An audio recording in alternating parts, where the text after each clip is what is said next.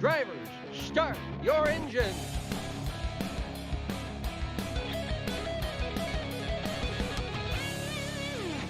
Welcome everybody to Michigan International Speedway. We are here with the Multi-League Stone River Outfitters Cup Series here in the high banks of Michigan, the 2.5 miles.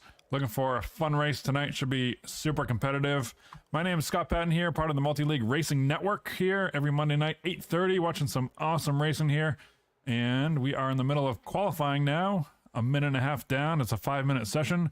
We'll see who can put up the best times here in the 5-minute qualifying session to be on front row here at Michigan.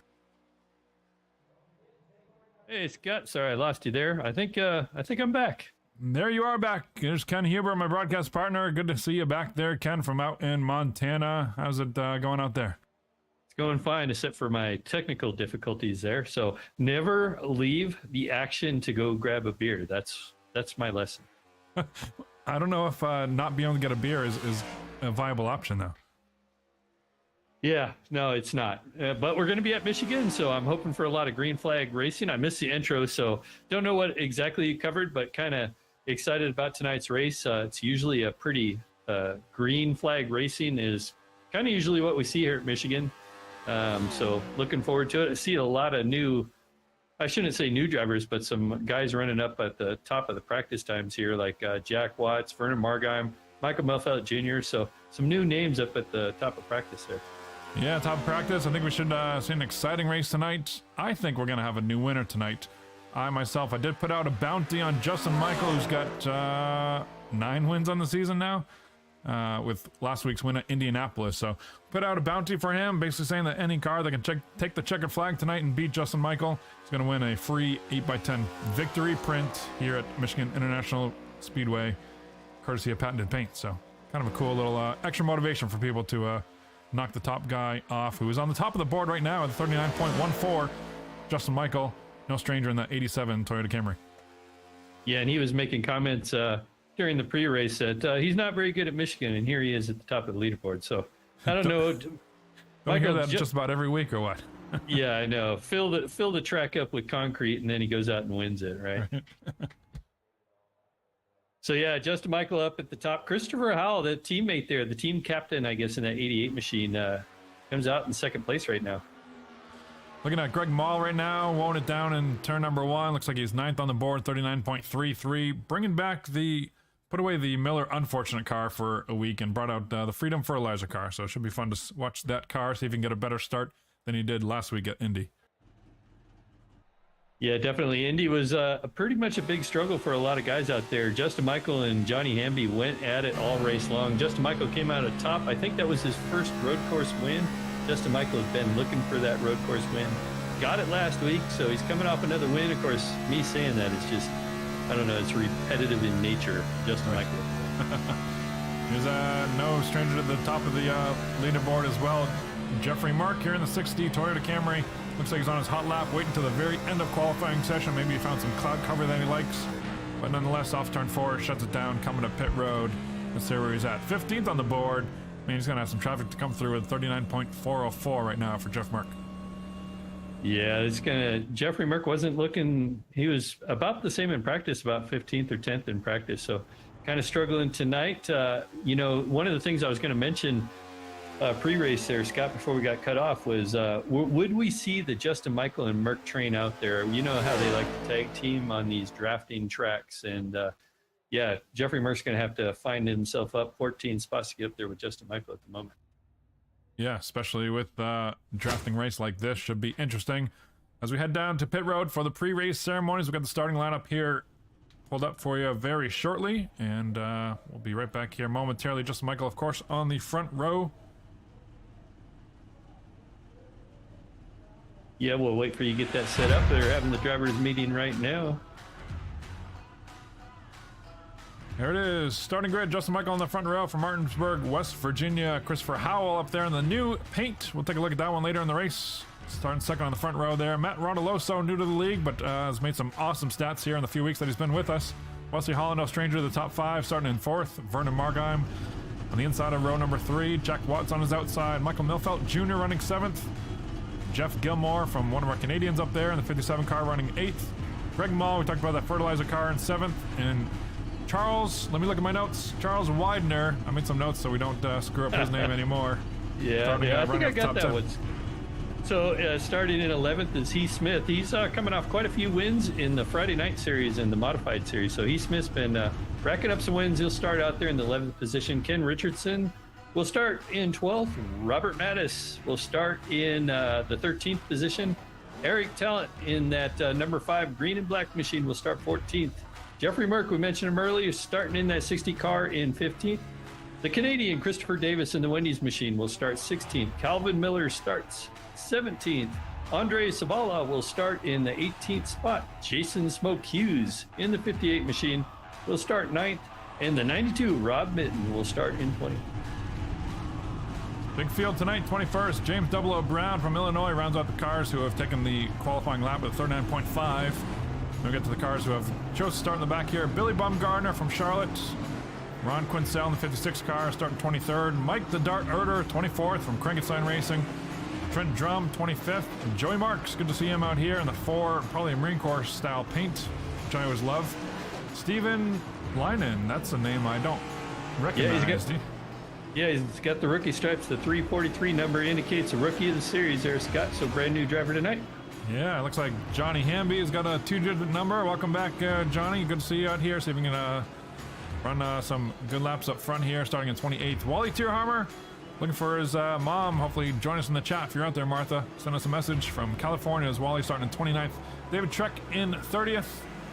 And rounding out the field here, Scott Greenwood up in New Hampshire with me on 31st. Josh R. Scott, and then Kim Quick, I don't believe is racing. Would be shotgun on the field if he is. So there it is. 94 laps on the board, 2.5 miles around Michigan, 94 times. Gonna be a long one, hopefully an exciting one, and some green flag racing tonight, Ken.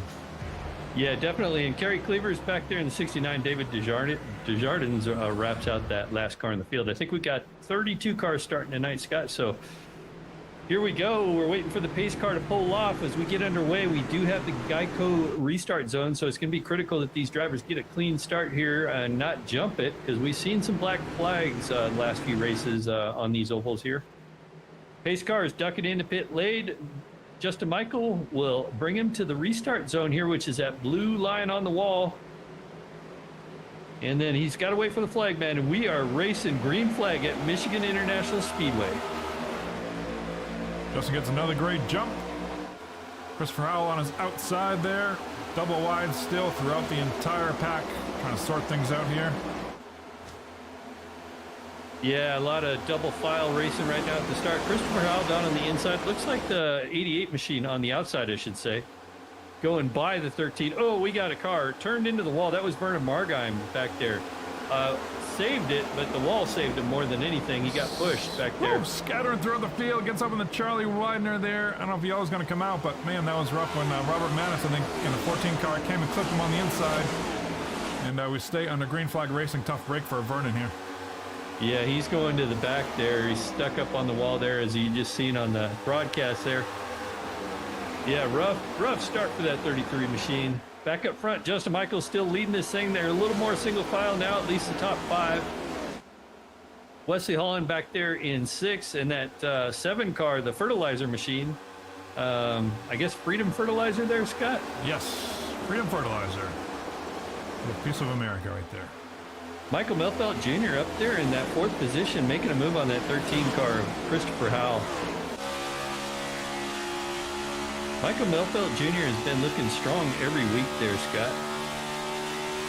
Yeah, Mike's been Mr. Consistency, I would say, right up there with, in my mind, with Christopher Davis in terms of awesome finishes here. So no wins yet under his belt for the season, but I think one is maybe right around the corner, potentially tonight. Michael Melfelt takes that spot up to 3rd. Nice job. Yeah, we were betting prior to the race there, Scott, that we probably were going to see a new winner tonight. And it's very likely at a track like this. But one thing you can't count Justin Michael out. He knows the strategy. He knows how to get that car in and out of pit lane quickly. So, you know, these drivers might be able to keep up with him on the track, but then he's got those skills to get in and off and get the service completed fast as well. Yeah, when we're talking about putting a race together from start to finish, from green flag to checker flag. Oh, there's trouble in the back of the field there. Looks like Mr. Consistency, Chris Davis, I think, if my Spotters are on correct here, but I think we're still under caution, or under green. Yeah, There's the caution out. Yeah, we hit the caution there, Scott. I was going to mention Christopher Davis there. I think he got involved when Vernon Margon got in the wall there, and then Christopher Davis got some damage from that somehow, and I think he was probably struggling with that car. I'm not sure. I have to go Yeah, back. here's Christopher Davis in the middle of turn 3 and 4. Looking on Josh R. Scott right now, comes down, clips the left, clips the right rear of Christopher Davis, up into the wall. Tough break there. A lot of cars. Eric Talent gets the worst of that too, getting some front end damage and some right side damage. Got to get that straightened out. Yeah, one thing we didn't cover, Scott, at the start of the race was a point scenario here. So Justin Michael, of course, has been leading this thing pretty much all season.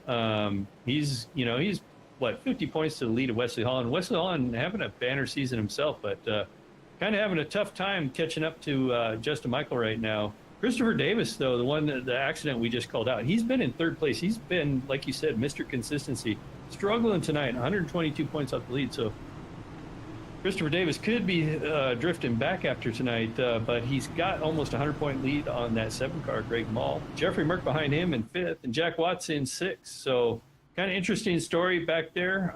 The normal names are in the top 20 there, Scott, but we do have a tie for the 16th transfer spot between Michael Milfelt Jr. and Josh R. Scott. Both those guys battling for that last spot. Yeah, that could be good news for Trent Drum, who's tied, like you said, and Josh R. Scott, I think, got involved in just about both those incidents, so he may be off for a rough start to this race tonight. Maybe something Trent Drum can take advantage of. But anyway, looks like we had some action on pit road back here. Yeah, it looked like Christopher Howell led a group of cars onto pit lane here. I think that was the 13 car. Or I'm sorry, that was Matt Rodoloso. I think I'm getting, I got to get the 88 correct on this between the 13. I'm seeing some new paint jobs, and Christopher Howell hasn't been out in the series that much. I've seen him this year, Scott. So kind of the 88 car has been throwing me for a loop. Yeah, he's got a new paint job tonight.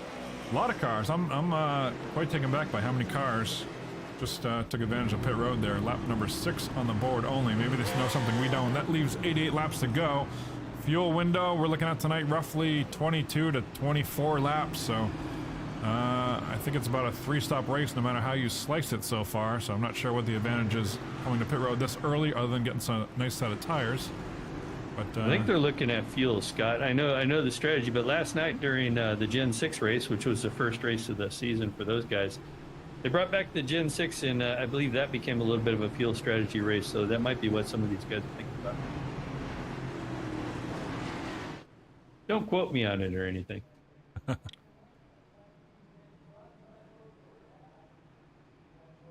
Just looking back through the field here, not a whole lot of big movers and shakers. We got just looking. Looks like Charles Widener lost a bunch of positions. Went from 10th to 23rd. As far as one of the biggest losers, I'm just looking for the biggest gainer so far in the night. I see Scott Greenwood up 16 spots. That's impressive. He's in that 72 car. See if we can show that one off. Yeah, plain white. Little checkers on the side there. Stylish. I like it. Hey, sometimes simple gets the job done. Kerry We used Cleaver. to seeing him in that. I'm going to say Kerry Sorry, Cleaver also up 16 spots here. 18 spots now. Up into 13th, so. Look at Joe Marks up there in that 11th position. So Joe Marks started in 24th. That Marine Corps car. Hoorah. Good. Lights are on the pace car. If you look at the scoring pylon in the top left corner there, you see the caution light is extinguished on the scoring pylon as well. Means we're 2.5 miles rather, less than that from a green flag here. Lap 7 coming to completion here at Michigan. So looking back up front, it's still the Justin Michaels show. On the outside, he's chosen the outside to start this thing. Christopher Howell, his teammate, on the inside in that 88 machine. Michael Melfelt Jr. in the 155 out there on the inside. In third, Greg Mall. In the 7 car will start in 4th. Jeff Gilmore starts in 5th. And Ken Richardson rounds out your top 6. Maybe we'll go from Jeff Gilmore cockpit cam on this restart. What do you say here?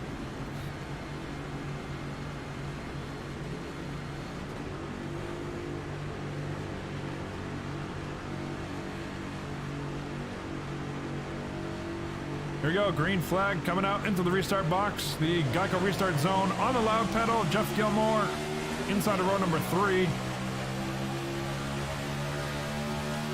Ken Richardson just to his outside there. Trying to chase down Michael Milfelt on the inside. Yeah, Michael Milfelt losing a position there. It looks like he's going to definitely lose it to Greg Mull there. But Michael Milfelt running strong. Ken Richardson now back there in that 16 machine. Trying to get it back up front there. Looks like on this restart they single filed out pretty quick here. At least the top 10 or 12 cars or so. Nice shot there through the middle of 3 and 4. Everybody kind of spread out, getting their space, getting their bearings.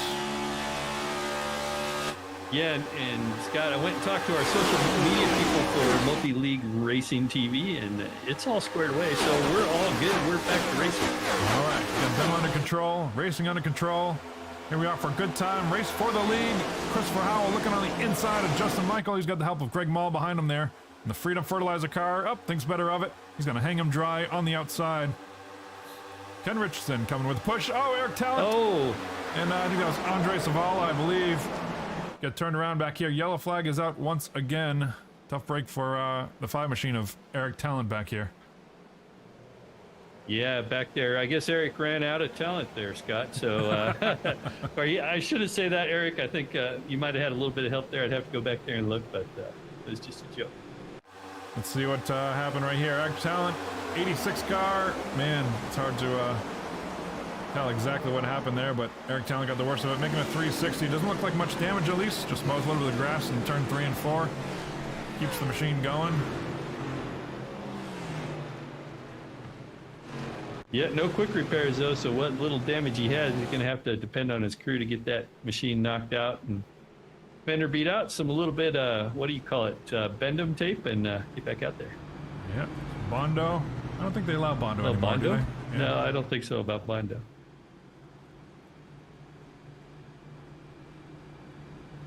Look at James O. Brown in that Retro Cup car out there, running in 7th currently. Having a good old run out there. Master of our Sunday night series here in Multi-League.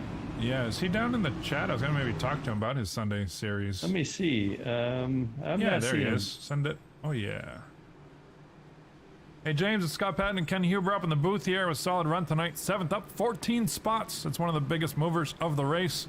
Just want to chat about your not only your success so far in this race, avoiding a couple accidents in front of you, but also your Sunday series coming up. Let's talk about that a little bit.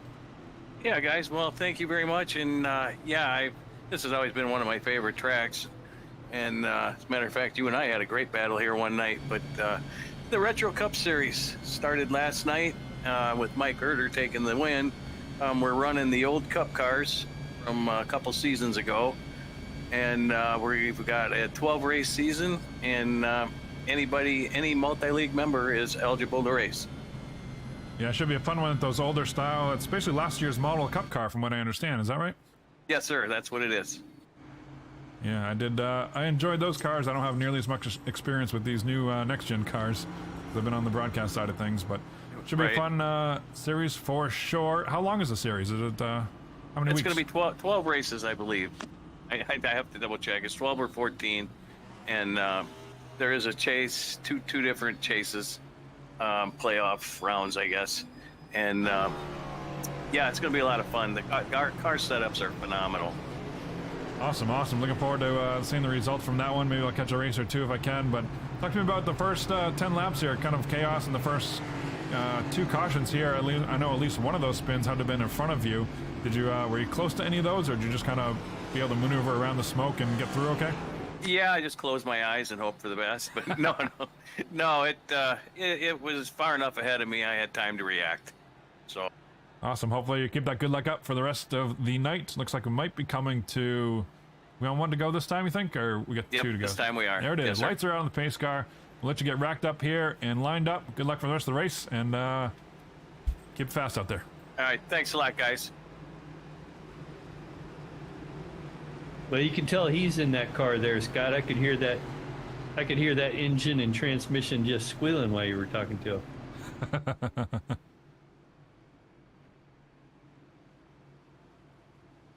I lost my little bit of my time in scoring there while you were talking to him too, but I was talking to some of our staff trying to get things squared away here. It looks like we're about the same. It looks like Justin Michael's still up front there.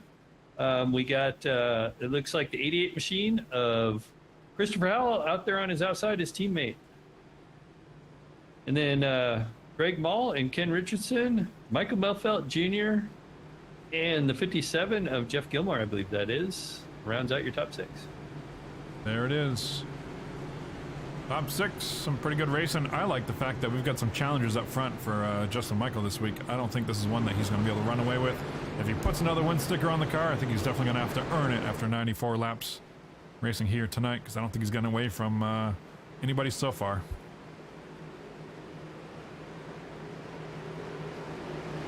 Waiting for that pace car to duck onto pit lane, and there it goes as they head towards the Geico restart zone. Here we come, coming to the green flag. Awesome look at the entire field there. David Sheck, just tail end of the field. Justin Michael with a good jump again. Green flag is out. Lap number 13 going on the board here at Michigan. Yeah, great start by Justin that time. Greg Mall, another one of those Bandit Motorsport guys, I believe, in that 7 car. Yes. Now followed him and got by that 88 rather cleanly, so Christopher Howell starting to drop back. Michael Melfelt Jr. dropping back behind that 16 car as well. Michael Melfelt Jr. now in the 5th position, dropping down a couple of spots. Yeah, finds his way there in front of the gentleman, James Double O Brown. Sure he's not just perfectly fine giving him some room there. Jeff Gilmore up there. Side by side back here, Jeffrey Mark, Jason Hughes. Looks like Calvin Miller on the outside in that red and black Chevy. Yeah, and I was going to call out Jeffrey Mark there too. He's gained up, looks like about 6 spots so far. Headed towards the front, trying to get up there with his teammates. Got that 58 machine of Jason Hughes. Trying to push him up there. We'll see if Jeffrey Mark can make his way up front here. You know, the backside of Jeffrey Mark right now is Jason Hughes dives to the inside. You really see how much momentum you lose when you're out there by yourself without the draft. Now the 72 machine back there in 11th. Trying to put pressure on that 20 car, trying to get around that car right there. Yeah, 72 of Scott Greenwood. We talked to him earlier, one of the biggest movers of the race, up 18 spots. We'll get him some TV time. Charlie Widener on the outside there on the 95.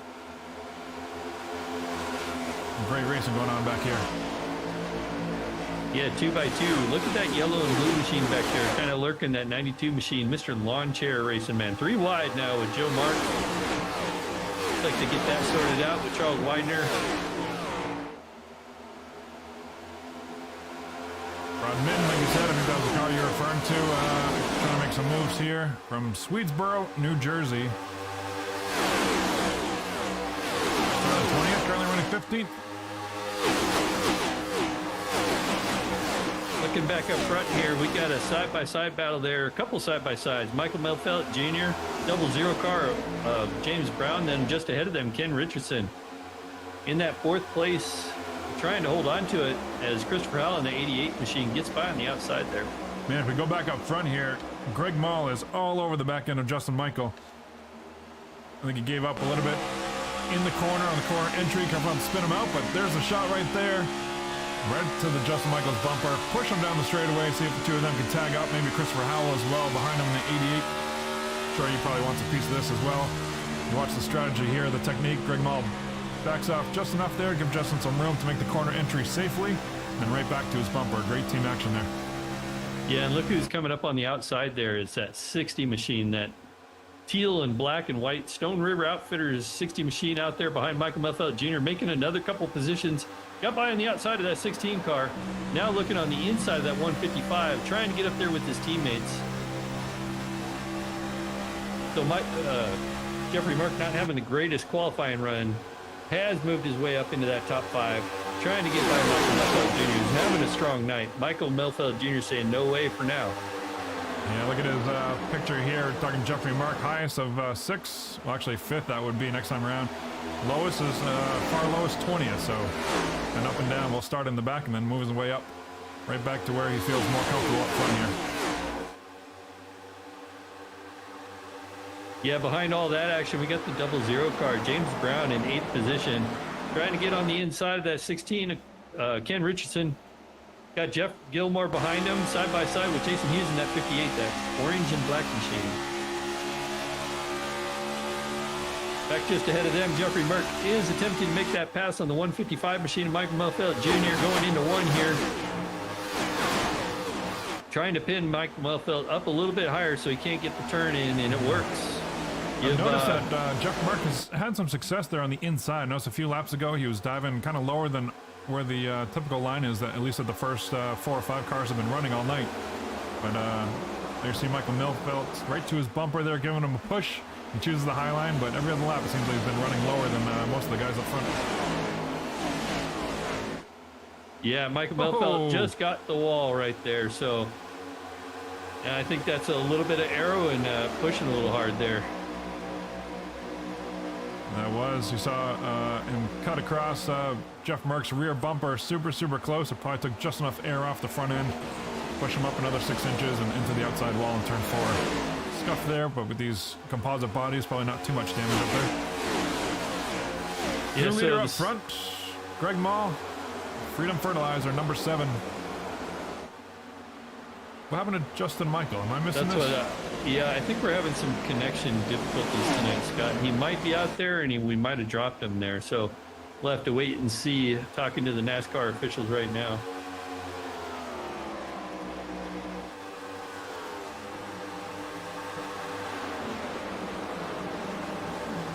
Martha joined the chat here. Looks like she says, Wally, hope you get up to the front tonight. Looking forward to some exciting driving. Hope I see a lot. Hope I see some a lot from the Bandit guys. Good luck. Lance says good luck also. Yeah, so I was just getting ready to call that out. Another shout out from the Bandit guys. They were giving me a hard time about what I Bendham tape, and I don't know why I called it that. But yeah, I know it's fair. Matter of fact, my daughter hit a rock with her Honda Civic and busted the front end. I can't even talk. Busted the front end up on it, and I had to use some of that tape on the inside there and tape the car look crazy.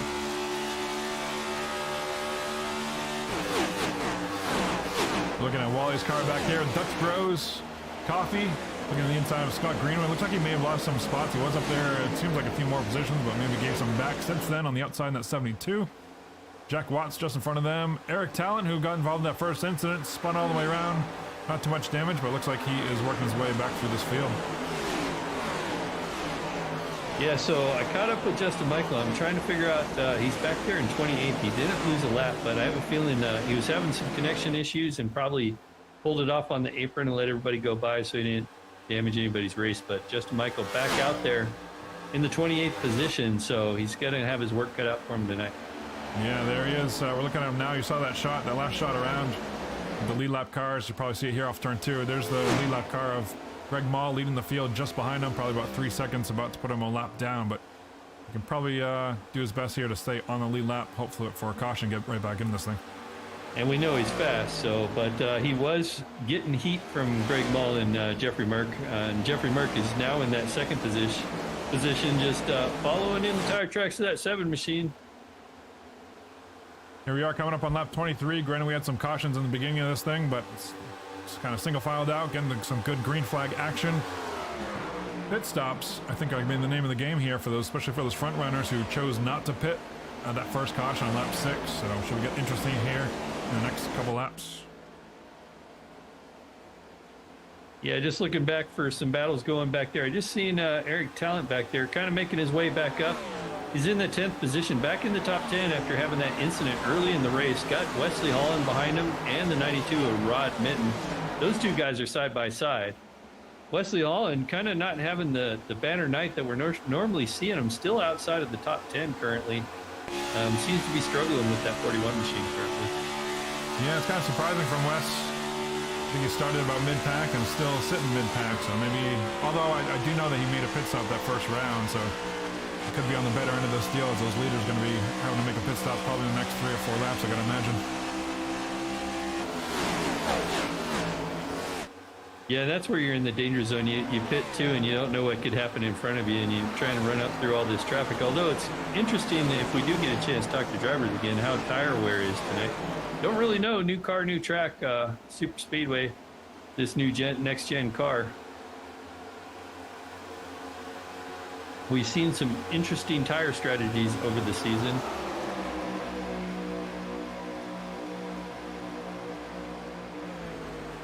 Certainly have. These cars do have plenty of sets of tires. I would think 5 sets of tires to get this done. Should be a 3-stop race if all goes well. Maybe 4 stops at most, but we've got an extra set of tires, up to 5 under the belts should they need them. Still side by side back here. Rod Mitten on the inside of Jason Hughes. Looks like we got some pitters coming up. James 00 Brown pitting this time. A couple other cars, so watch the pit road entry.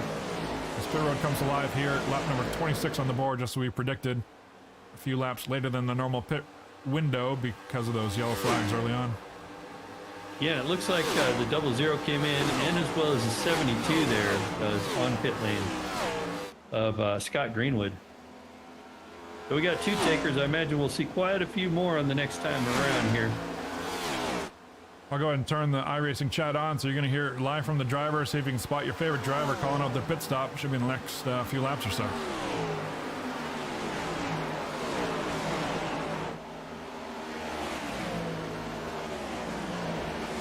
Let's look at some lap times while we're at it, just to see what kind of tire drop off we're getting. The best laps up front, Greg Mall with a 39.2 is his best lap. His last time around was a 41.4, so about 2.2 seconds slower with these older tires. So it's pretty significant. And you heard of Jeff Gilmore coming in this time. Ken Richardson this time. 58 pitting. Yeah, it's about to get busy down there on pit lane, I think. We got half a dozen cars already calling out pit lane here. 71 pitting. Be interested if our leaders go around again, although I know Jeffrey Murphy likes to stay out as long as possible. We'll see what the 7 and the 60 do here. And they're staying out. Here they come, Chris Howell.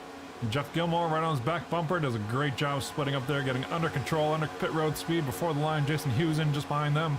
Ken Richardson in front of them. Yeah, these guys did a marvelous job getting on pit lane without interfering with each other.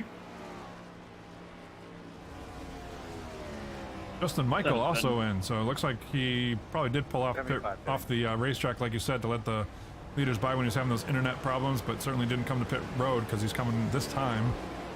There he is in the pole position pit stall, number 1, and down and away. 7 car leaders headed to pit lane. Jeffrey Merck stays out.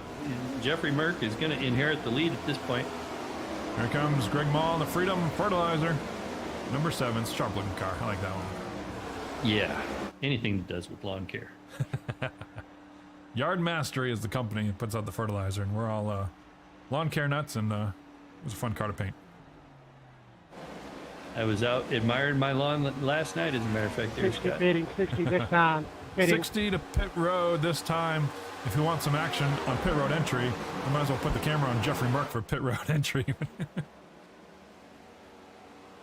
Yeah, and he's got a lot of fast cars trying to get their lap back as they go by. I've seen the 57 Jeff Gilmore on fresh tires just go by like he's standing still. Need to call out your pitting guys if you're in traffic. Looks like you got it under control there pretty well. I pulled it out 3 times. Yeah, it's very uncharacteristic of Jeffrey Merck. Good, yeah, I heard him. Uncharacteristic to nail the pit road entry. Yeah, and I'm listening to the radio chatter at the same time, kind of chuckling. Back up front, new leader Wesley Holland. Still hasn't pitted yet. Rob Mitten, I think that's a little bit deceiving. Behind him is the 77 of Jack Watson, that Budweiser metallic red car, which I like as well. But he has already pitted as he flies by Wesley Holland with the fresh tires. Can you These hear are me, all lap Kim? cars. 58 of Jason Hughes, lap car as well, getting his lap back. Wes Holland still I heard staying you out call this it, Mark. time. Yeah, I don't think Kim can hear me though. So back on the track here, Yeah, I I'm heard looking it. at Greg I don't know Ball, if you who hear was me. our leader when these pit stops started. Going by Jeffrey Merck, who was in Somebody second. let Kim know. I called it out. He might not be able to hear Jeffrey Merck anybody. took a couple laps extra, so he's going to lose some time, obviously, on those older tires, but maybe that'll pay dividends here by the end of the next run. Yeah, that could be pretty significant there.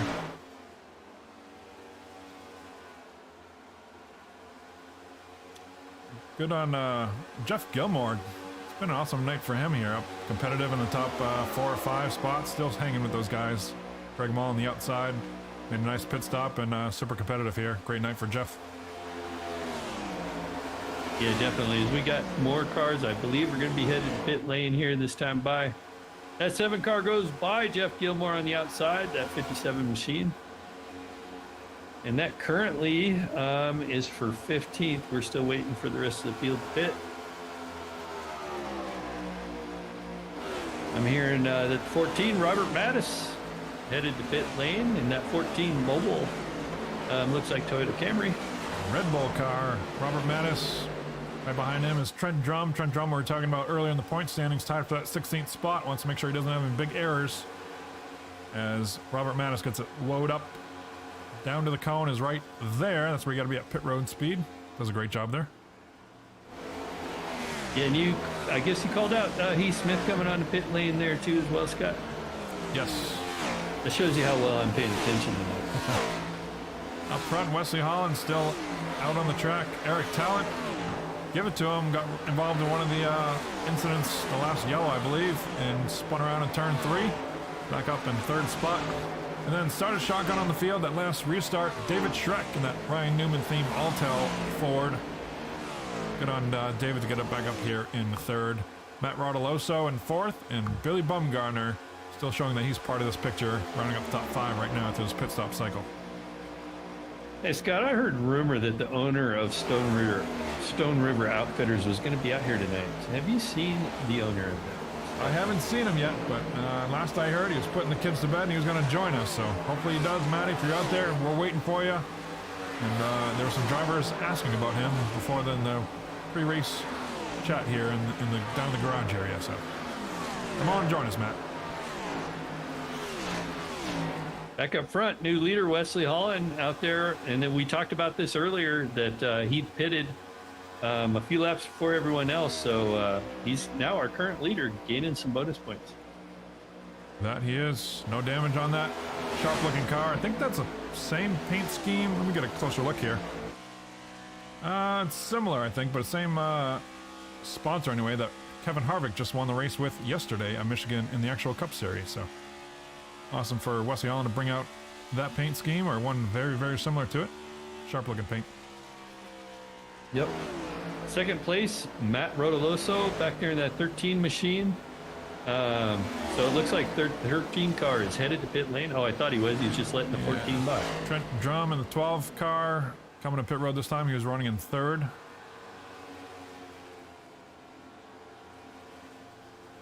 Wesley Holland dumped to pit road that time. 41 on pit road, their leader.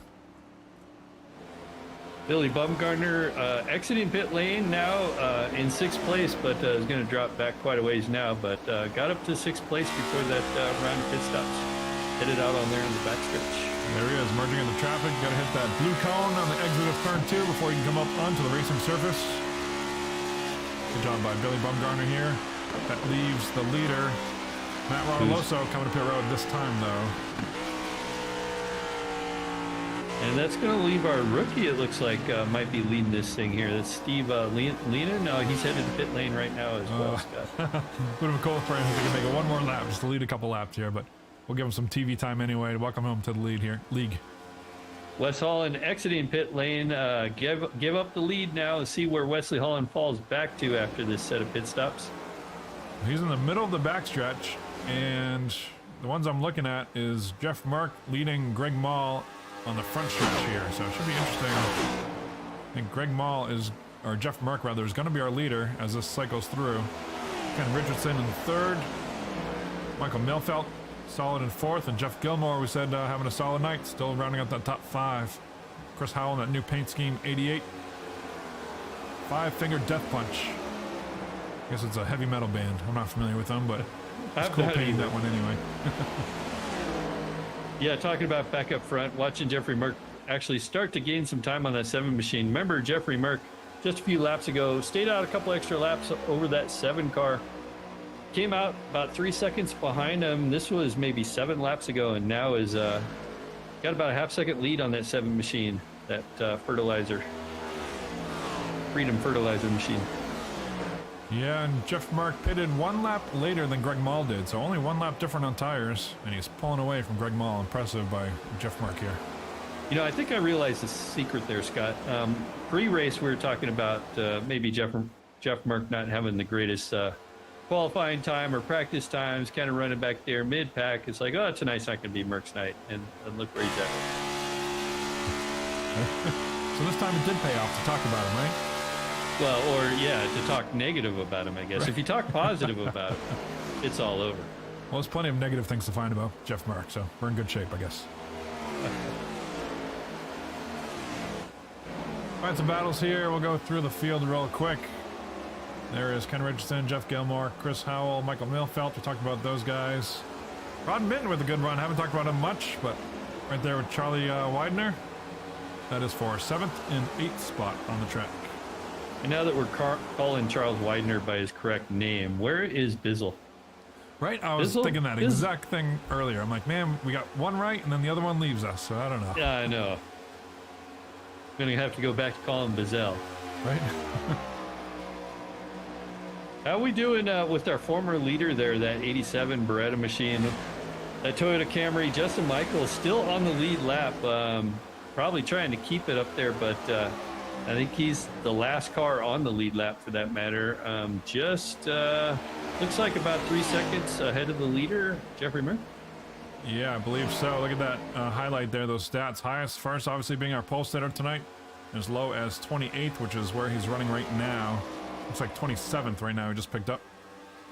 And just put in perspective, let's find where our leader is. So Justin Michael in the middle of turn 1 and 2 right now. And there's our leader, Jeff Mark, just entering turn 1.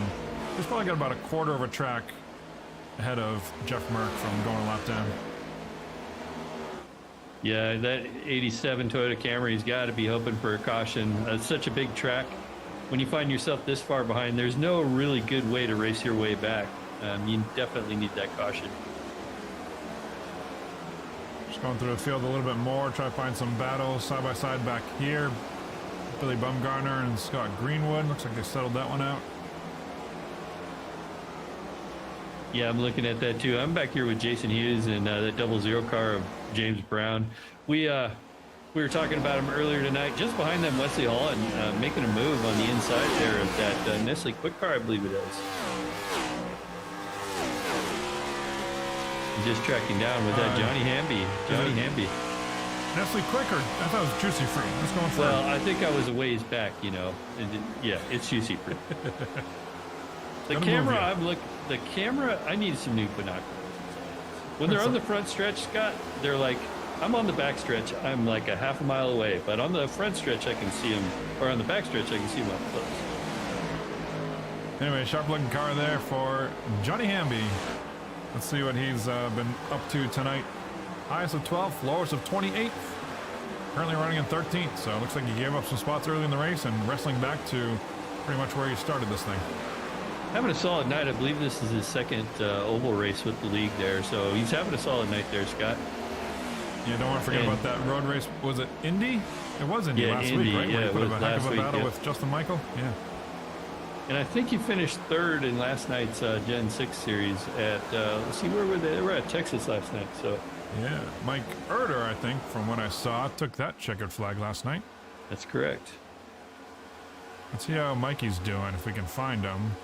Usually in the 117 car, but, gosh, I don't see him up here. Yeah, I haven't seen him up front. Yeah, I don't know that he started. I think he had some mechanical issues there. I'm showing him in last place, so I don't think he was able to grid tonight. Back up front, looks like Greg Mullis closed that gap to Jeff Mark. Maybe just letting his tires cool down a little bit.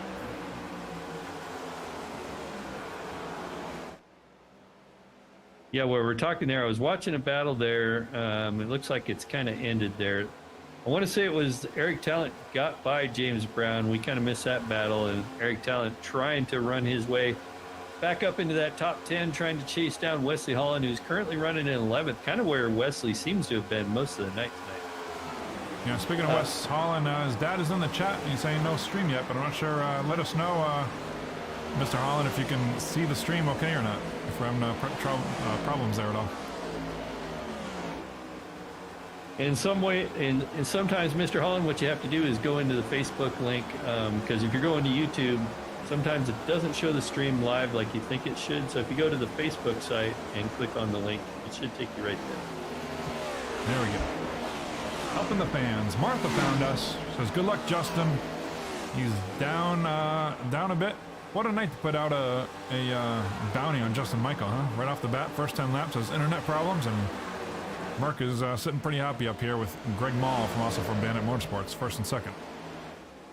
Yeah, the unfortunate thing is, it's almost a victim of circumstance, although this race isn't over, but you're going to have to paint a picture over a connection issue, it looks like there, Scott. Maybe, but I don't know. I've seen crazier things happen, and I'm not content with counting Justin Michael out of this thing just yet. Back up front, that 7 car staying right with that 60 machine. I think, like you said, Scott, got those tires cooled off. Jeff made a hard charge to get that lead, and maybe those tires are heated up. Now you look at that 7 car, take a look at the inside going into 1 here. As they get side by side coming off 2, will the 7 car have the momentum? And as long as they get side by side, they're going into 3. That 7 should have that spot. Great shot here off the left rear of Jeff Mark as he lets him go, apparently. Not sure if he's maybe looking for the crossover. We'll take a look in the middle. 3 and 4. Runs that low line that we were talking about. Gets some momentum. The shorter way around, but Greg Mall's going to haul him off the corner to the start-finish line. New leader. Lap 49 on the board. Greg Mall. Right at the halfway point, too, Scott. So, we got another half of this race to go. Things have settled down. It's looking pretty green at this point. Watching a battle here.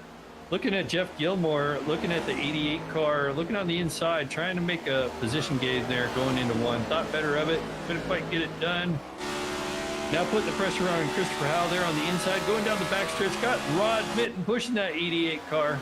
But I think that 57's got the advantage at this point. Going into 3, and he does. The 88 backs off and tucks in behind. Same situation that we just saw from Jeff Mark. Lets him off there and gains a little momentum on the inside. There's the crossover that I was looking for out of Jeff Mark. Christopher Howell pulls it off on the inside. Jeff Mark still with the help of Ron Minton, but Ron Minton looking 3 wide into turn number 1. Man, let's see how much momentum Rod can hang on the outside here. What I was expecting Rod to do is just scare him, right? And then back off and then go under both of them going into turn 2 there. That's kind of what I was expecting. But right now he's got a good run on that 88 machine, pushing that 57 out as far as he can, trying to get that run going into 3 here.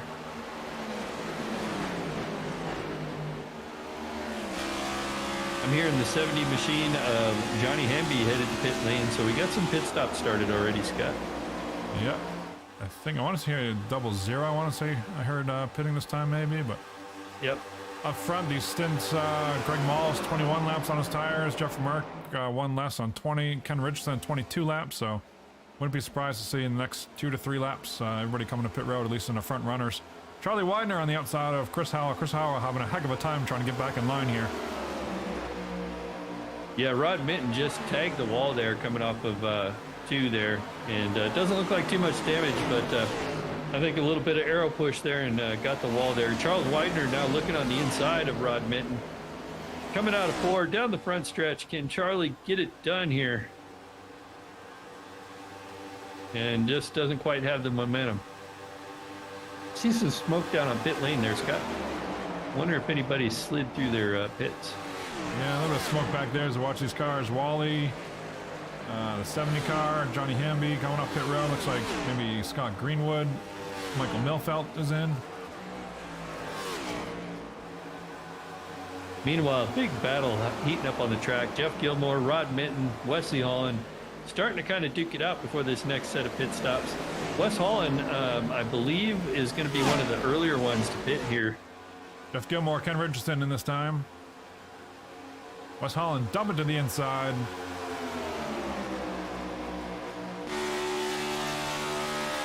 We're on the backside of Rod Minton right now. There's the story of his night. Highest is 2nd place. That's probably for the last pit stop cycle. Lowest is 22nd. Currently running up in 3rd. Great night for Rod. Yeah, he's been running up front all night. Kind of climbed his way steadily up front here. Got a solid position.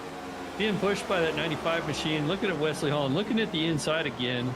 That 95. Charles Widener trying to set sail on these two guys, but they're holding strong. Rod Mitten's going to be a tough man to beat tonight, it looks like.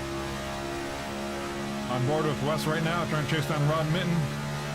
We saw the car on his outside up there in turn 3 and 4 is looks like Jack Watts coming off pit road. Look at Wes sail it in there in 1 on the outside. See what he can do here, trying to get to the outside of Rod Mitten, but trying to gain some momentum maybe. 60 of Jeff Mark coming in this time. Yeah, we missed it too, Scott, while we were talking. The 7 car somehow got around that 60 machine. So Toyota Camry coming into pit lane, falling the second place to that Ford Mustang. Porsche, the 7 car on its way into pit lane as well. Look at that. Whoa, right up to the bumper. He got down to pit road speed. That was pretty impressive by Jeff Mark entry there. So we got 40 laps to go, so one more stop, Scott, and we'll be on our way to that checkered flag. That we will. Looking at the leader, Rod Mitten takes over the lead. Wes Holland in second. Charlie Widener in third. And Heath Smith, haven't talked much about him, but that new paint scheme he debuted last week, the Chris Durham show, in 4th spot right now in that 1 car. Yeah, this car and this track seems to be a good matchup. These guys are doing really well. I'm going to go back. I'm going to go all the way back to Justin Michael, just see what kind of night he's having. He's a lap down, so he's probably got his pit stop done. Got 1 more to go. Justin Michael out there running a lap down. Hopefully, what he's hoping for is maybe no cautions at the moment until he can get back on the lead lap here. Yeah, it looks like he made his second, 3rd pit stop, I should say, I think, already. Oh, 2nd pit stop, I'm sorry. He's only got 2 laps on his tires, so it looks like he made his pit stop and he is a lap down. So like you said, most of this race he's hoping for a caution, but he definitely does not want one right now. He did 1 out for Chinese food lately, Scott. He would have got a fortune that said, hey, check your internet connection before you race next week. Right. I know how that goes. We had some internet issues here at MLRN, so happens to everybody. Yeah, I had that mic issue today, so yeah, I guess it's all part of the game out here in virtual racing land. Eric Talent now up there in that 4th position. Got the 57 car coming up strong, and I believe Jeff Gilmore is on fresh tires and a lap down, so trying to race his way back up front here. Pulling Johnny Hamby in that 70 Juicy Fruit machine. New to the series. He's on fresh tires. He's also trying to race his way back to the lead lap. Both these guys on fresh tires. Charlie Widener on his inside, coming to pit road that time. And I see Joe Marks on pit lane, and as well as the 13 getting ready to leave pit lane, and that's Matt Rodoloso, who is running pretty strong tonight, all night long, as a matter of fact. That gives the lead to Wes Holland, just in front of him. Rod Mitten came to pit road, comes out, merges just in front of Wes. Well, Wes has figured out how to lead laps tonight anyway, so kind of having a tough night for Wes Holland, but he's out there leading laps, Scott. That's how you got to do it. Got to start somewhere, but certainly don't count Wes out for this championship. I know he's one of the huge competitors with several wins under his belt. You can see the win stickers, 1, 2, 3, 4, count them, on the rear of the car there.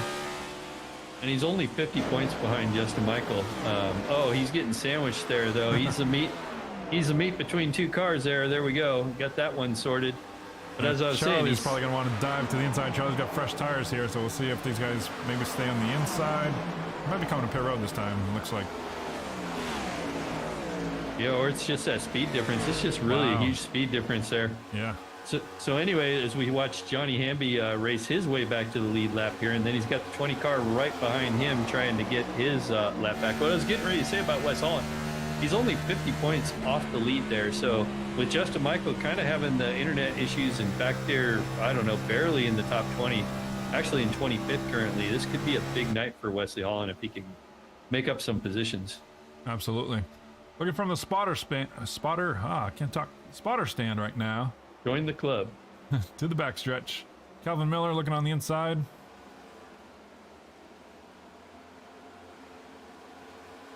There we go. I think Wes Holland diving down onto the apron, making his pit stop. Going to give up the lead to Billy Bumgarner, it looks like. There he is, gets it under control here. Busch Apple car forward coming to pit road. And Billy Bumgarner comes in behind him, so Billy Bumgarner won't be leading this lap here either. So that 8 machine on pit lane to get that thing serviced. Could this give the lead to Steven Linen this time? He does stay out an extra lap. We'll give him some TV time up here. Yeah, there we go. So yeah, I show him still in second with my time and scoring, so I think Wes must have beat him on pit lane there. So if he stays out, he should actually get the lead no matter what, maybe. Yeah, I'm showing he led that lap, so maybe it was close on pit road, but my scoring shows that he led that one by. Look at Steven look here. who we got in the booth. Who do we have? The owner of Stone River Outfitters, the Cup Series here, Mr. Matty LaVenture up here in New Hampshire. How's it going, Matt? Maybe we don't have him. Yeah, I was just going to say he's having Huber mic problems at the moment. Maybe we can figure it out by the time this thing finishes up, but hopefully we get to talk to Matt. Eager to chat about Stone River and his boy, Jeff Merck, in the Stone River Outfitters Toyota Camry, leading this thing about 2/3 of the way through here at Michigan. Yeah, leading is right. Jeffrey Merck climbed his way from that 15th starting spot out here to lead this thing.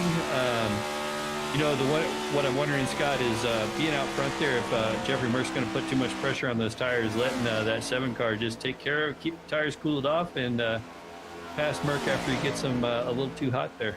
Yeah, if there's somebody that Greg Mall races a lot with Justin Michael. We talk about Justin Michael all the time, but putting a race together from start to finish, from qualifying to fuel mileage to pit strategy to execution on pit road, being fast, leading, knowing when to draft and save fuel. Greg Mall also reminds me of one of those drivers that knows exactly what he's doing. He's not just desperately trying to hang on to second. That is a strategic move, I can guarantee you, by Greg Mall in that 7 Freedom Fertilizer car.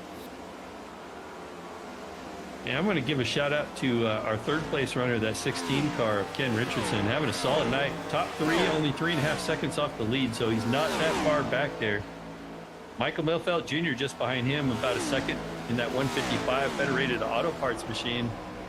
Kind of hanging back there, holding on to a top 4.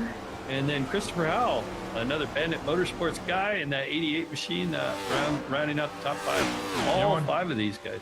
I want to talk about this car. Christopher Howell, we got to get a close look here. We did some cool things with this one, with the texture, with the 5-finger death punch band on the side of the car. We've got his name on the front there, and he actually was able to send me, he wanted his daughter's name originally as the name on the top of the door.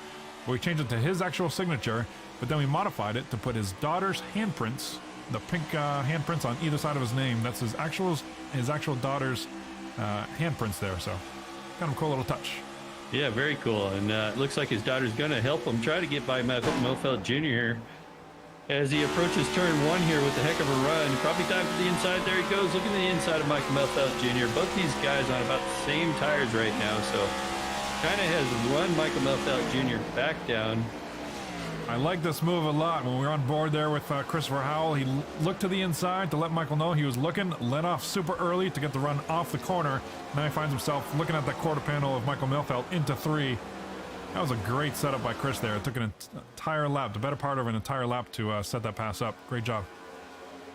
Yeah, very good. Back up front, nothing's changed. Jeffrey Merck about 0.3 of a second ahead of that 7 of Greg Mall, so nothing going on back there. I am just looking for the next battle up here, Scott.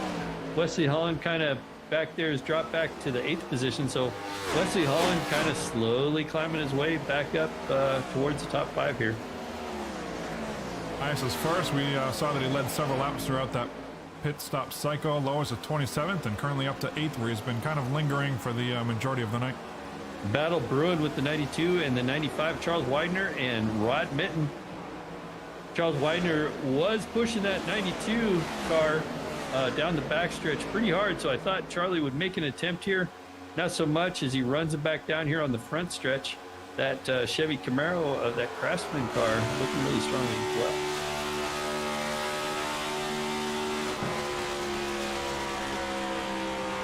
He goes on board with Charlie Widener, trying to carry that momentum, just sails it into turn 1. Trying to keep it nice and steady off turn 2. That wall comes up really close there on his inside. Who's out on his inside? Is that The 41 machine is 41? coming. Where'd he come from? I think he's on a little bit fresher tires because he was one of the last one to pit. So moving his way up, he should be in 6th after this. So yeah, give Wesley Holland that 6th position. That time around, Wes with a 39.8 compared to everybody in front of him. No, that can't make sense. Let's back that up. 40.2. Everybody in front of him on 41.5. So Wesley Holland now more than a second faster than the 5 cars for position in front of him. He finds himself just 2 seconds. Is that right? No, 8 seconds. I'm sorry. 8 seconds off the lead of Jeff Merck. So 8 to 10 laps from now, we could see a battle for the lead brewing. And I don't even know that Jeffrey Merck knows that it's brewing back here in 6th spot. Yeah, and the other thing that's brewing is pit stops. We're probably about 6 away from the last round of pit stops here too, Scott. So this is where the last pit stop is going to be critical, especially green flag racing. You can't make a single mistake. You got to get in as fast and get out as fast as you can, especially when you're having a really tight race with these guys. Up front, Jeff Merck still leading this thing. The Stone River Outfitters Toyota Camry. Freedom Fertilizer in 2nd. Greg Mall.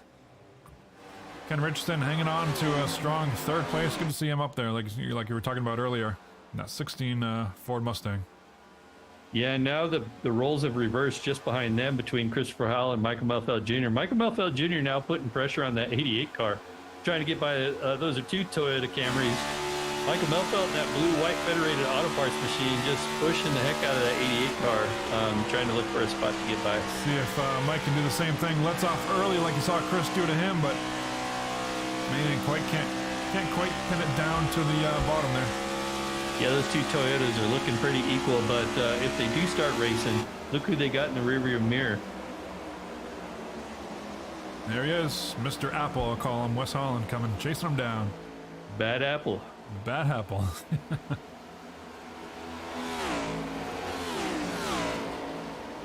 Yeah, and Wesley Holland coming up strong, so he's caught both of these guys here.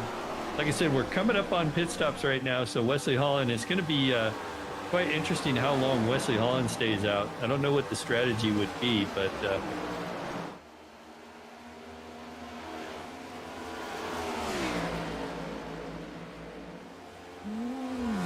we're up front, Jeff Mark, and looks like 16 laps on his tires here. Probably pit stops in, I would guess, 7 to 8 laps.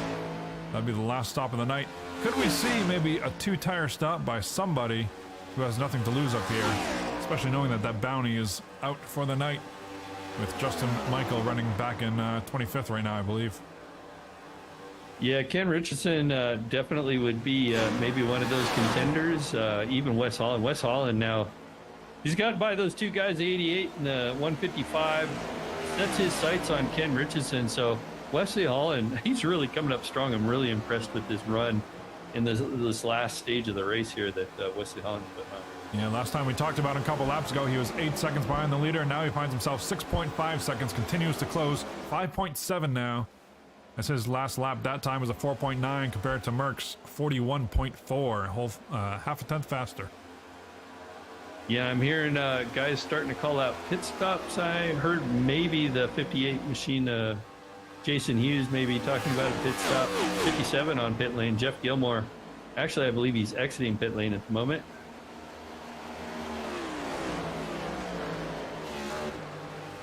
There he is in the middle of turn 1 and 2, exiting pit road, like you said. 16 fitting. Be interesting to see where Jeff Gilmore comes out throughout the cycle, because he was, I feel like, fighting in the top 5. And we haven't really seen much of him this past pit stop sequence, the past stint here. So, Well, speaking of top 5, that 16 car, Ken Richardson, in that 3rd position, is going to give it up to go into pit lane. He just brushed the wall as he was calling out his pit stops there, Scott. And I don't think he damaged that car too much, but I think talking, he's probably like I am, can't talk and drive at the same time.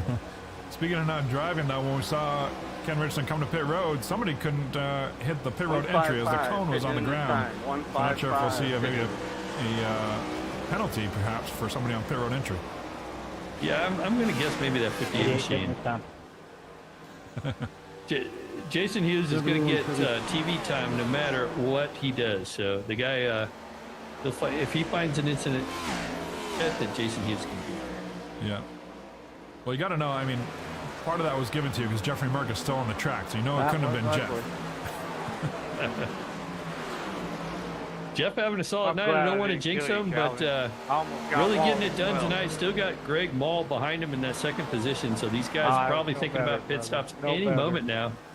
Going down the back, see if these guys hit the pit lane this time. I haven't heard the drivers call out anything at this point.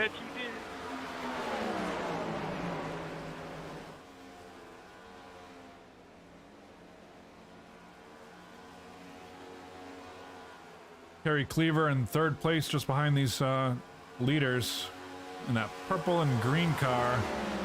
Let's get a closer look on that one because that is kind of a cool paint scheme. Nine pitting this time. As well. That was based on his wife's company, I believe. Having some internet problems there, but CNC Home Designs by Kerry Cleaver. Awesome sharp job that we did for him at Patented Paints. But we got some fans out there in the chat there. Scott rooting for Bad Apple Racing. So we got Jason Hughes out there. He's lapped down, so trying to race his way back up. Just one car pitted. Wesley Holland in that 41 machine out there trying to run down the leaders. About 6.5 seconds behind. Hearing a lot of call outs for pit stops. So I see a lot of guys on pit lane. The 87, Justin Michael on pit lane. Yeah, I just turned the mic on so the fans can hear them themselves, find their favorite driver. Here comes Heath Smith in the MLRN, a Ford Mustang.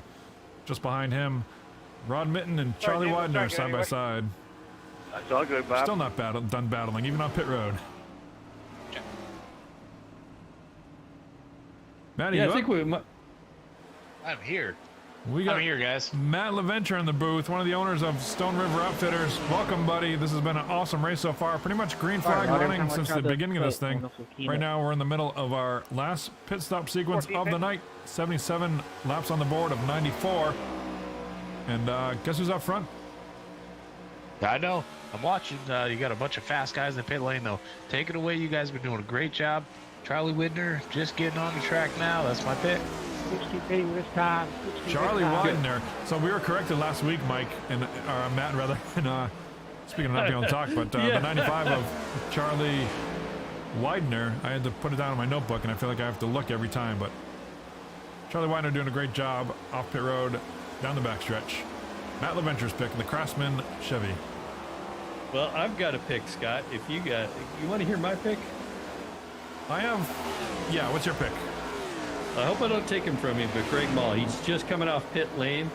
So, depending on when Jeffrey Merck gets in, but Greg Mall coming off pit lane, Jeffrey Merck on pit lane. See where these two guys shake out. That should be interesting. So what we got to wait for is Jeff Merck is going up on the right side, probably taking 4 tires, I would think. And then Greg Mall is going to come flying off of pit road, or turn 4 rather. We'll watch that gap close, maybe from the blimp cam if we can get a shot of that.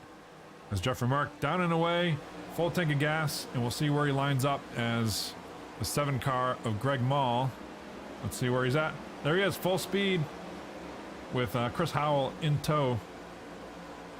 And I think that should be, where's Jeff? Be right around the, yep, coming off turn 2. Yeah, and there, Greg Mall just behind him. Wow, strong pit stop by Jeffrey Merck. We talked about that, or I did, Scott, about being super fast on the entry and exit of pit lane. And that looks like what Jeffrey Merck has just done, and he's got a lap pressure tire now. Wow, impressive stop here by Jeff Merck. Assuming he didn't take it down that cone on pit road. Holds off Greg Mall. Now it's showtime, 14 to go here. I hate betting against my own, but Merck, that was pretty amazing what he did with his in and out lap. That was fantastic. Especially with the odds being stacked against him. We've seen Merck make plenty of mistakes in and out of pit road, all around the track for that matter, but putting together a solid run tonight for Bandit Motorsports. I've got a theory about that Stone River Outfitter car there. So at the beginning of the race, it looks like Jeffrey Merck wasn't that strong. I think Jeffrey came to the race saying, you know what? He's going to take it easy tonight. And hasn't gotten into his own head, and he's out there leading this thing. He is. Speaking of leading, Wesley Holland and the Bad Apple Ford still up front, still stays out this time. I think these guys are really going to need a caution to mix this thing up. 13. Otherwise, I really don't see them being able to catch the leaders with just 13 laps to go in this thing before we call it quits. Yeah, my guess Wesley Holland's going to be on pit lane probably this time or the next time by here. Wesley Holland now slowing way down. Or no, that's just the speed difference Yeah, there. same thing we saw last time around. Last pit stop cycle where these guys are just flying 2.5 seconds faster than these guys on old tires. Billy Bumgarner in that 8 Ford. Looks like a Ryan Blaney themed car if I had to guess. Give us some TV time. Right now in second spot, has yet to make his last pit stop of the night, along with Steven Leinen back here with the rookie stripes, number 343 in third spot. Yeah, 12 cars getting his pit stop completed there, getting ready to head his way back out to the racing surface. That's Trent Drum in that time machine. Saying hi, Justin. Saying I'm hi. really surprised with Wesley Holland staying out right now, Scott. It's interesting because he's given up tons of time. And I know that maybe he doesn't think he can win this thing, being 6 seconds when this pit strategy started. But I'm just surprised he's staying out there that long. I gotta imagine he's going for hero Going for or broke. zero here, so I think he knows his only shot at winning this thing is to pray for a perfectly timed caution here this lap or next lap. If he were to get it, that re-racks the field, maybe come to pit road and be on the same pit stop sequence as everybody with a 10-lap shootout. I think that's his best outlook of this race. Yeah, I mean, he's pretty safe. He's pretty much guaranteed locked into the playoff situation at this point. We race in on points, so race wins don't matter. You have to do it on points, and I think he's pretty much got that locked in, so why not is probably what he's thinking. So I agree with that, Scott. 41 pit. And speak of the devil, 41 machine is going to hit the pit lane this time by. On caution. Send this thing into the fruit basket. Hopefully these guys do what they got to do. There's a lot of moving north and south in 3 and 4 to let these guys pit, but hopefully they all get it done clean. We can run a clean race. Been a good clean race so far. Watching Wesley Holland come to pit road, and it's running back up front. That gives the lead back to Jeff Merck, Stone River Outfitters. Matt, can you talk a little bit about the store up here in Amherst, New Hampshire? And obviously it's a fly tying store, but any more details you can give us if anybody happens to be up in this area? Yeah, I would argue that Stone River Outfitters is the premier fly fishing and fly tying store, retail store in New England. There are a bunch of competitors that have great prices and great products, but we are the definitive brick and mortar retail fly tying, fly fishing stores in New England. I would say not even arguably, but definitely if you give it up to Jeff Mark, if he has a successful night tonight, he knows all the taglines and we don't even pay him, and he pretty much puts up a commercial for Stone River Outfitters every week. So yeah, awesome job sponsoring not only the Jeffrey Mark car up here leading this thing, but also the title sponsor for the Stone River Outfitters Multi-League Cup Series. So appreciate them coming on board for a second year now. Besides the great racing you guys go on tonight, also they run a lot of really, really cool vet programs, which are veteran-inspired or local community-inspired, that get people into fly fishing and rehabilitate vets and rehabilitate communities through fly fishing. Yeah, I believe that's it's very cool. veteran-owned, right? There's several owners. Are they all veterans, Matt? Affirmative. Yeah, so veteran-owned, veteran-run, supporting our veterans. Like I said, many programs, and it's awesome to see those programs out there doing what we can for our veterans, healthy and otherwise. Everybody has activities, and fishing is a great peace of mind, great way to distraction to get kind of away from life for a little bit and realize that things are going to be okay. So appreciate all those programs and what Stone River Outfitters does for the community. Greg Maul is dropping some spots. Well, not spots, but seconds, I would say, arguably. 1.6 seconds behind Jeff with just 8 laps to go. Yeah, I was getting ready to say, I was wondering if that Stone River Outfitters car was getting ready to make a statement here as he's pulling away from that 7 car. So, speaking of fishing, I think Jeffrey Merck is fishing for that checkered flag right now. So, we'd like to give Jeffrey Merck a hard time out here, but he's putting a solid one together so far tonight. We got 6 to go next time by. Jeffrey Merck leading this thing just about 2 seconds behind him. Greg Mall is starting to slack off his teammate there. Can't quite keep up on a lap older tire there. So I don't know that Greg Mall is going to be able to run Jeffrey Merck back down, although earlier in the race, Greg Mall was doing just that. Yeah, as we saw, 6 to go. That leads lap number 88, our Kent Conley Godspeed tribute lap. We're always thinking about you, brother, and we miss you. Miss you there, Kent. Yeah, Kent. Back up front, cool, calm, and collected. Not usual terms that I used to describe Jeff Merck, but I got to give it to him tonight, I guess. I moved back here to the 6th position. Wesley Holland trying to gain. He was in 3rd when we went to that set of cautions there. Just got by Heath Smith in that one car. That's going to move him up to 5th position. So back up in the top 5, trying to run down Christopher Howell in the 88 car and Ken Richardson back in that 3rd position, having a solid night in that black and yellow 16 machine. Yeah, how about 7, 8, 9? That's a pretty tightly contested community right there. They're gonna have a fun 3 laps in front of them. Yeah, All I feel 3 like of these them guys have stacked been right glued up. together pretty much all night. We saw a great battle earlier with Charlie Widener and Rod Mitten, and it continues. Michael Milfeld trying to join that fight as well. Yeah, I was going to tell you, Matt, it looks like they've already had almost 90 laps of fun all night long, but Scott beat me to it. These 3 guys, like I said, these 3 guys have been battling all night long.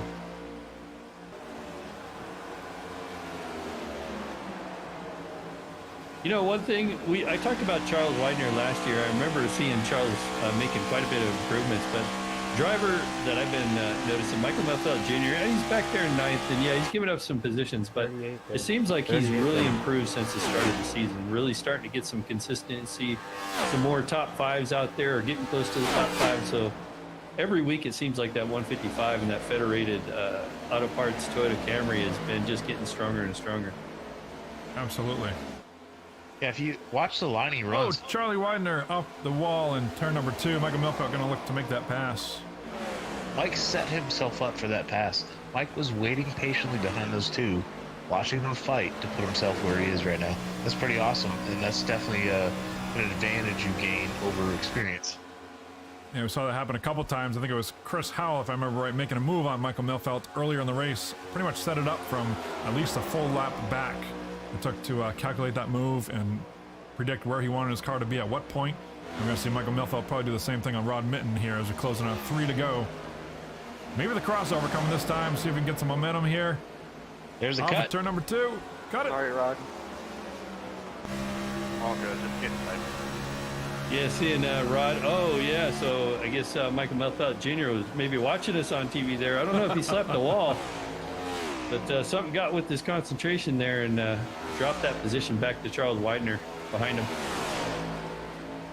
So let's go up front here. I'm watching the gap close. I don't know if this is just I'm watching the numbers here. First and second. It's 1.8 seconds still, so I guess it's not much. But I heard Jeff Merck talking about tires on the radio. I was a little bit concerned here with the lead. Yeah, Merck let the guy go, and he's going to use him to pull him. That's a great strategy. That's an advanced weather driver, letting somebody pull him down the straightaway to he stay with him. Would you say he was letting him pull him off the corners? Yeah, I would say that's a fair investment in terminology.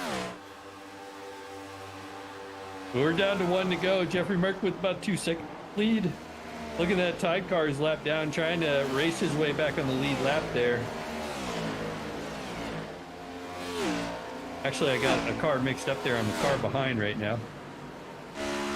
Jeffrey Merck on the backstretch, headed to 3 and 4. Jeffrey Merck kind of started mid-pack out here looking 3 and 4. Pretty much looks like he's got this race in hand there. Scott, I'll let you take it the last quarter here. It's been the same story the second half of this race. Jeffrey Merck with a dominating run. Win number 4 on the season, I believe, in the 60 Stone River Outfitters. Toyota Camry, Greg Mall, your pick, Ken, cross the line in second. Wesley Holland picking up 3rd over that spot, over that battle with Ken Richardson. And looks like Chris Howell rounding out the top 5 here. Yeah, Heath Smith crossing the line in 6th. Michael Melfeld Jr., strong night, crosses the line in 7th.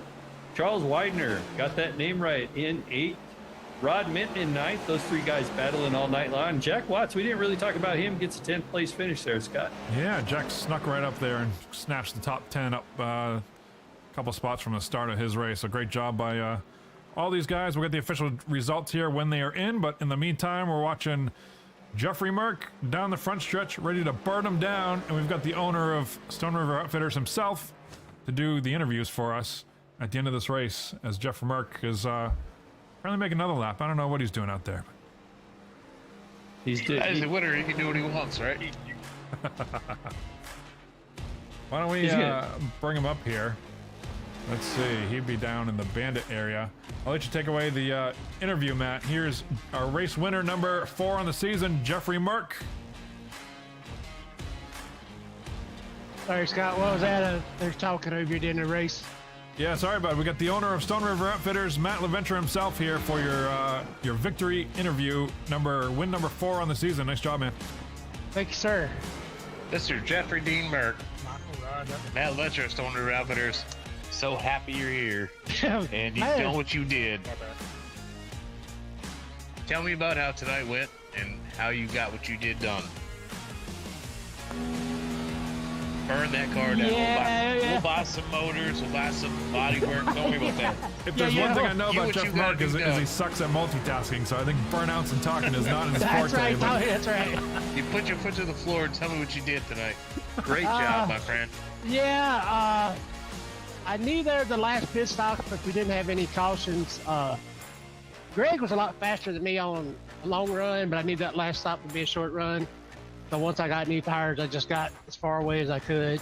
And I don't know if he got the wall or he runs at such a consistent lap. I had to get as far away from him as I could. So it worked out. And I know Justin blinked out and lost the lap. So, hey, misfortunes, just like a blowed motor, if you gets a good sponsor like Stone River Outfitters, his engines won't blow up. Yeah, man. What did you do differently tonight? As far as once you got the race paced, I was putting my kids to bed, but I was listening to Scott and the whole broadcast, and obviously I Ken on here. Those guys did a great job. What did you do differently tonight than you've done earlier in the season to make sure you had this race wrapped up? Because we saw you kind of did. Yeah, I had a friend of mine. I think we talked earlier in the week, and he said, if you just run your race, mistake-free race, your odds of winning are a lot better. So that's what I'm focusing on now, not running the fastest lap or leading every lap. I think of that second or third run, I actually fell back behind Greg to study what he was doing right before we made those pit stops, so I could kind of pick up, see where I'm losing time, where he's gaining time, and help me out a little bit. Now I'm focusing more on, hey, I got to be out front. I got to lead every lap. Now I'm focusing more on keeping the car in one piece. Don't make any mistakes on pit road. I practiced my pits tonight before it started, so I knew where my braking points were, where my shift points were, where my pit box was, where I needed to brake to get it. I'm going to start putting whole races together instead of just worrying about leading laps. So you became a partial driver to the full package, and you've never really been a partial driver. You've always been a full package, but it's a lot to take in. And tonight you showed once again that you can put the whole thing together. I know Ken and Scott did a great job watching the race. I jumped in late. I'm so proud of what you did for our vet community and what you represent for us. I love the fact that you executed. You did a fantastic job, and you iced this thing. Thank you so much from Stone River Outfitters. Oh, no, brother. Thank you for having the confidence in me and this car to come on board. I know y'all are the primary sponsors here, Stone River Outfitters, the premier fly tying shop in the Northeast. Look those guys up. StoneRiverOutfitters.com. Primary sponsor on this car, primary sponsor for this series. We thank you for everything you do. Veteran owned and operated. So, Maddie, I'm glad you were here tonight up in the owner's box, and we brought this thing home in victory lane for you. I hate to say I bet against you, but I did because of tire strategy. But at the end of the race, did you think that what you got when you got it was going to last the whole way? Yeah, when because I looked up, I think we came in with 16 to go, and I was pretty confident from there that I think he would have to drive over his head to catch me, because the thing about Maul is he's very consistent laps. He'll run the same lap after lap after lap, and he's right there. So I knew I had the short run speed. I knew he had long run speed. I still had a set of tires in the pits, so if a caution came out, I would have came in and got fresh tires.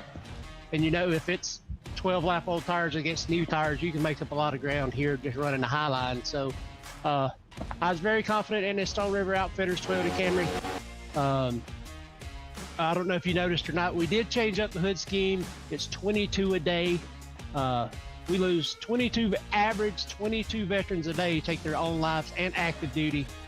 So we did change that hood up, but it is still military veteran oriented, because I know it's a big thing to me, big thing to you. So that's for all our veterans out there that are fighting with the war they brought home with them. So we'll keep those guys in your prayers. Amen, brother. I appreciate that. 22 vets per day is unacceptable. Project Healing Waters is designed for us. It's for us, from the government and from our friends and families. Thank you for flying that flag tonight. It means a lot to all of us. Scott, Ken, back to you. Ken Huber! Boo! Mark, congrats to myself and Ken. Win number 4 on the season. Anybody to thank for that you haven't already for win number 4? Yeah, my loving wife inside. Without her, this wouldn't be possible. She lets me do this as my hobby. Bandit Motorsports, all my teammates over there. I know we got a little tip early in the race, but hopefully they won't hold that against me too much. I see Greg Mull in the chat saying mad. I don't Yeah, multi-league racing network, MLRN. Y'all guys always do a great job up there in the booth. I want to give another big shout out to Matt LaVenture and his buddies that own StoneRiverOutfitters.com, veteran owned and operated. Look those guys up online, or go to their brick and mortar shop if you're in the Northeast, up in the New Hampshire area. 22 a day. Keep all our vets in your prayers. Healing Waters Fly Fishing Project. That's another project that's near and dear to Stone River's heart and my heart, for disabled vets to go fly fishing to deal with their injuries and PTSD. Michigan International Speedway for having us. Did I miss anybody? I'm not sure. I think I got everybody. Toyota Camry. All right, sounds good, Mark. We'll talk to you next week in the Stone River Outfitters Cup Series. Congrats on win number 4 at Michigan. Thanks, bud.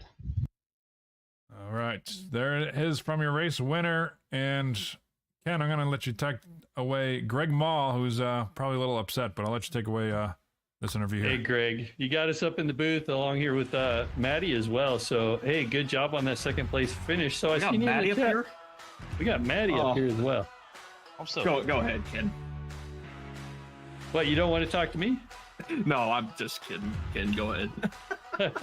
Well, that's fine. I'm constantly dealing with the chat. But speaking of chat, so what's going on? What you mad about? No, I was just more or less just kind of frustrated in terms of how that all played out. But you gotta roll with the punches in terms of how the race kind of unfolds with cautions and stuff like that. Thought we had a decent car. Justin and I were kind of doing some laps during A Fixed and NIS this week, so just trying to get a little bit of a feel for it. And honestly, was kind of surprised that we had decent enough speed to stay up towards the top 3 for most of the entire night, and with a short run there at the end to just kind of cap it all off with whatever it was, 15 or 16 to go. Definitely wasn't something that I had practiced all that much in terms of trying to go a little bit harder on the tires during the shorter runs. So I felt like Merck had maybe a little bit better in terms of keeping that spot covered, and with having the clean air and having a little bit of draft on some cars in front of him, that just allowed him to pull away. And I couldn't really catch his draft after about 4 or 5 laps to go there at the end. So unfortunately, we couldn't get the W tonight, but second place, no incidents, got some laps led. I mean, we'll definitely take it. Yeah, speaking of that, back at the start of the race, actually, Jeffrey Merck was not in the picture, so you were basically racing Justin Michael for the first 20 laps or so, and then it looked like Justin Michael had some connection issues. How were you thinking at the start of this race? Were you just going to run behind Justin Michael all night? What happened there at the beginning? Honestly, with these cars, I just wanted to see with the limited fuel in these cars tonight, just to see how the tires would have behaved if they did any different characteristics over a run. I knew if I was going to try and get past Justin, I had to get past him pretty quickly because the draft in these cars, especially on a big track like Michigan, it's huge. The runs on the front stretch and the back stretch are nuts, and if you're a solo car just kind of out on your own island turning laps around here, you can definitely get caught up by a train behind you pretty quickly around here. So just felt okay to just kind of stay behind Justin there during the first 10 or 15 laps, and I don't know what exactly happened. I'm convinced that Merck's probably going to be accused of calling Comcast and cutting Justin's connection there at the end, but oh, no. Otherwise, I'm not sure what ultimately happened there. I noticed that he had disappeared for the better part of a lap, so that's probably what ended up happening, was timing and scoring just didn't pick him up there for a lap and caught him a lap down, unfortunately. So would have been curious to see if he was up there towards the front, if we would have had anything for him, but yeah. Well, hey, I'll let you talk to Maddie now. See what you two guys have to say. Sounds good. You were kind of my pick tonight, bud. You just were consistent. You were fast the entire night. Did your line change? Did your strategy change from about the midway point towards the end? I was just kind of curious to see, and surprised rather, to see that the track had cooled off as quick as it did. I think starting the race, I think we were kind of around a track temp of 110. And then when I look up at what my Z1 dashboard was telling me is that we had the track temp below 100 degrees. And so I don't know if that's what caused the car to get a little bit tighter there at the end of the last run or what exactly, but just kind of felt like something went away during that second to last run and just didn't quite have enough speed to stay up with Merck there. So I just knew we had to do something different on strategy and tried to short pit him there, and it just didn't pay off there at the end, but we did what we could. It didn't pay off, but you did find speed, and you were really, I mean, it was exceptional, the time it took you to get out of pit lane and find speed on that very last run. What was the huge difference that you found? I just felt like we just kind of leaving a little bit of speed on the table as far as trying to get in and out of pit road. So I just got a little bit more aggressive after each pit stop, just trying to see if we could brake a little bit later going into the pits, or if we could stay in the gas a little bit harder going through the access road coming out of 2. But just didn't really feel the real need to push the right front early on in a run, because I just felt like that was just going to kill your long run speed. I just felt like I needed to save up a little bit, not cook the right front so early, and just kind of see if draft could kind of keep us in contention with the guys that were in front of us when they short pitted or what exactly. But just tried to keep pushing throughout the night. No, it showed on that last run in and out. You may have been a little bit slower after any exit the pits besides that, but once you figured it out, you kind of stayed on track, and that was kind of the difference with a good run versus a maybe subpar run. Yeah, it was just a good run overall tonight. I am not really one for showing a lot of speed here in Michigan, so just to be able to qualify in the top 10 and show some decent speed and stay in the top 3 throughout most of the night was definitely a good feeling coming out of this racetrack tonight. So yeah, a great run tonight, a great showing. You showed a lot of ability to adapt and definitely ability to run faster and slower into the pits as you needed to. So excellent job, man. Appreciate it, Matty. Hey, Greg, talk about how you're not a huge fan of Michigan, but I know a track that you are a super big fan of. Next week at Richmond, do you want the good news or bad news? Give me the bad news, but we'll cut to the chase. Bad news is MLRN is taking a week off because I'm going to be out of town for a little bit. going down to the casino for some card playing. So MLRN will be taking a week off for the Richmond coverage, but I know that's one of your favorite tracks, and looking forward to what you can do down there. Maybe another checkered flag. Yeah, we'll definitely see. I felt like we left a ton on the table there during the spring race, and just, I don't know. I think we're still trying to get this new car figured out, but definitely one of my favorite tracks, if not my favorite, going into Richmond next week. So definitely some high expectations going into that one. Got a handful, 2 or 3 races before chase time gets started. So try to get a little bit of momentum coming out of here tonight and see if we can carry that forward. I mean, the next 3 races before playoffs get started are just going to be completely polar opposites of each other, with a short track, a road course, and then Daytona to cap it all off. So I'm not sure how exactly the end of the playoff point standings leaderboard's looking right now, but I feel like, 3 pretty good opportunities and different ones at that for some people to try and point their way in if they happen to be out on the outside looking into tonight. So yeah, definitely looking forward to next week though. So it's unfortunate that you're going to be out of the broadcast booth. That could be fun, but the stream on Twitch is definitely going to be going on nevertheless, and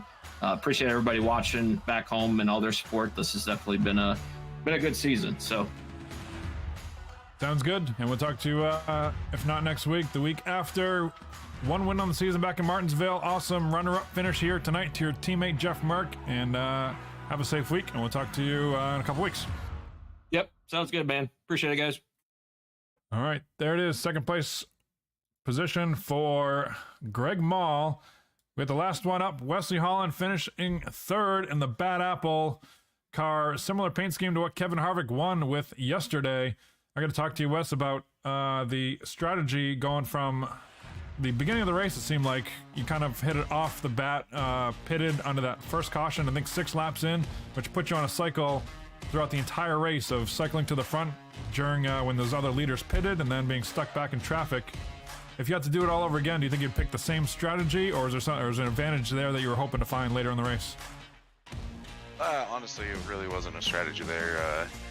I got some damage on lap 1 and came down just to make sure that it wasn't going to hurt me there out front. So, yeah, kind of put us back there at the beginning just because having to come down pit road and just to check to see if I had anything that was going to be crucial. So, kind of just fighting all the way till the end, and then I decided that I had to stay on that strategy. I was better on tires at the end, and it worked out for a podium. So can't be mad about finishing 3rd after all that. So yeah, certainly we saw you climbing through the field those last few laps. Seemed like you were a second to a second and a half faster than the cars in front of you. Must have been tiring throughout the entire night, looking both rear view mirror and out front when you're kind of faster than the guys around you on fresh tires. But then there were plenty of times throughout the race when we almost thought that you had an issue because you're going so slow, but it just turns out that it was the drop off on the tires being about 2.5 seconds from the start of the run to the end of the run. So great job. It must have been tiring watching traffic pass behind you and then pass the cars in front of you and staying out of trouble for the most of the night. How was it from your viewpoint there with traffic? It was definitely tough there when the pit cycles got out of sequence there, and I was on my own deal. Just like you said, you kind of had to watch the rearview mirror more than you were watching out of the front because you had guys coming so fast. So that definitely made it tough. Felt like I lost a lot of time due to that because I couldn't run the top side. And I felt like those guys were coming up on me so fast that they probably would have ran me over if I was up on the outside. So I just kind of dropped down to the bottom and ran my own little lane down there and tried to give them as much room as possible when they were coming back around. So kind of my second question for Wesley. Sorry, Scott. Did you feel like if you would have run the top the entire time and just been aggressive and stayed up there, you would have gained more time, or do you feel like there was a loss on both ends, on top or bottom? I mean, I don't think it was that detrimental. I think that my line, it was just, I was getting through the corner better on the outside, and it was still slow. I don't think I was going to pick up much time at all, but that was just my preferred line, so it was kind of difficult getting down to the bottom. I felt like I was losing more time, didn't really know, wasn't looking at lap time, so yeah, I mean, outside is where I wanted to be, but yeah, it is what it is. I knew everything was going to cycle out, so it was only a 5-lap difference there. Oh, good. Thank you. Cool. Sounds good, Wes. Solid running here for the 41 Bush Light Apple Ford. 4 wins on the season. Second in points to Justin Michael. Trying to close that gap. I believe it's, Ken was saying it's less than 50 points. Is that right, Ken? Yeah, it's 50 points currently. So after tonight, I imagine you'd be about 25 points just behind him or so. Yeah, striking distance for sure. We watched that lead flip-flop a couple of times when each one of you guys had rough weeks about 3 or 4 weeks ago. But heading into the last 3 or 4 races before the playoffs start, do you have anything planned in terms of point racing, or are you just going pretty much after checkered flags at this point? At this point, it's honestly bonus points. I just want to get as many bonus points as I possibly can.